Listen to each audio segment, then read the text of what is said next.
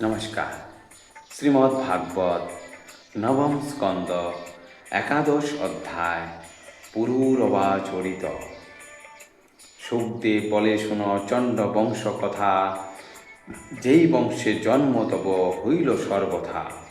হইল আদি রাজগণ চরিত কাহিনী, সকল বর্ণিব আমি শুনো গুণমণি। সহস্র মস্তক যার সেই ভগবান, অনন্ত সাগরে যিনি ছিলেন শয়ান।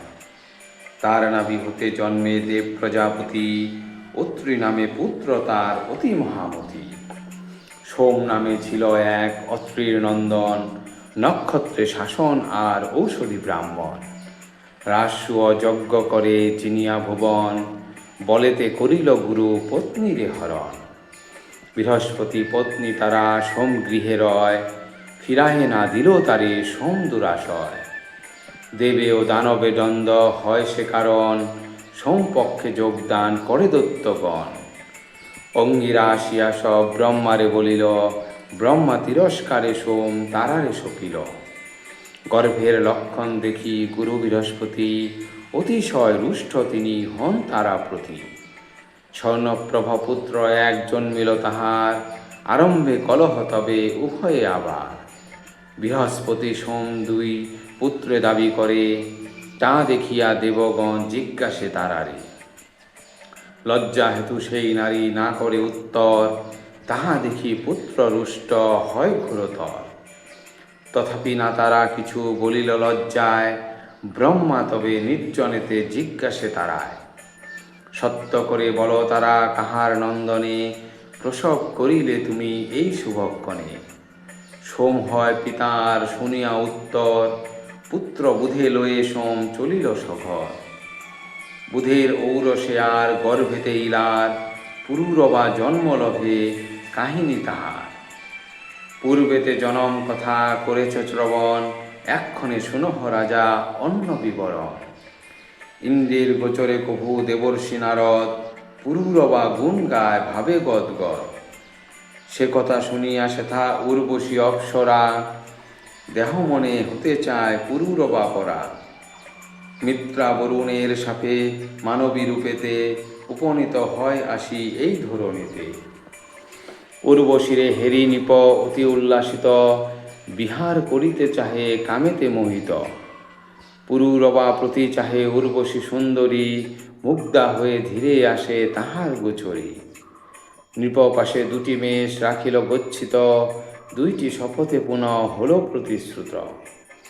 ঘৃত ভিন্ন অন্য কিছু কবু নাহি খাব, যতকাল পুরুরবা পাশেতে থাকিব। বিহার সময় ভিন্ন অন্য কোনো কালে, উলঙ্গনা দেখি তোমা কভু কোন ছলে। উর্বশী প্রস্তাবে নৃপ হইল স্বীকৃত,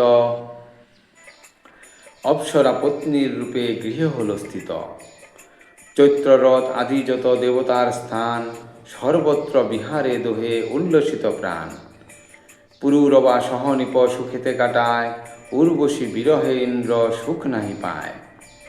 গন্ধর্বেরে দিল আজ্ঞা খোঁজ এইক্ষণ, উর্বশীরে লয়ে আস আমার ভবন। মধ্যরাত্রে গন্ধর্বাদি আছিল চকিত, হরি নীল মেষ দুই নিপেতে গচ্ছিত। করুণ কণ্ঠেতে মেষ কাঁদে বহুতর, উর্বশী শুনিয়া তাহা ভাবিল বিস্তর। আমার গচ্ছিত মেষ রাখিতে না পারে, নপুংসক এই নৃপ ভজিনু যাহারে।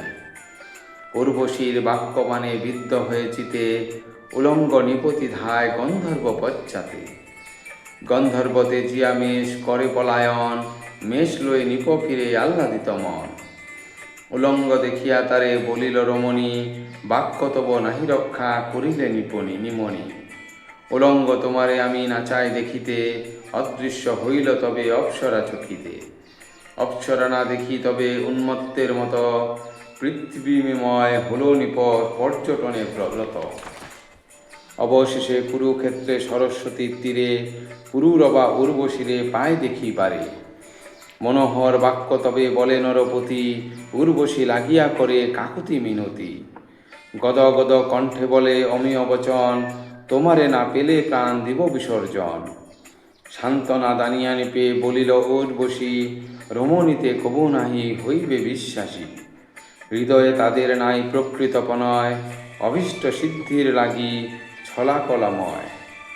কবু নাহি ছাড়ে প্রাণ তাদের কারণ, দুঃখিত তুমি না কভু হইবে রাজন। প্রতিবর্ষে একবার পাইবে আমারে, তুষিও আপন চিত্ত উচিত বিহারে। ইহাতেই জাত তব হবে বংশধর, এতএব যাও তুমি আপনার ঘর। বৎসরান্তে উর্বশীরে পেয়ে পুনরায়, তারে কবু ঝাড়িবারে নিপ নাহি চায়। উর্বশী নির্দেশে তবে গন্ধর্বের প্রতি, বহুমতে পুরুরবা করে স্তব স্তুতি।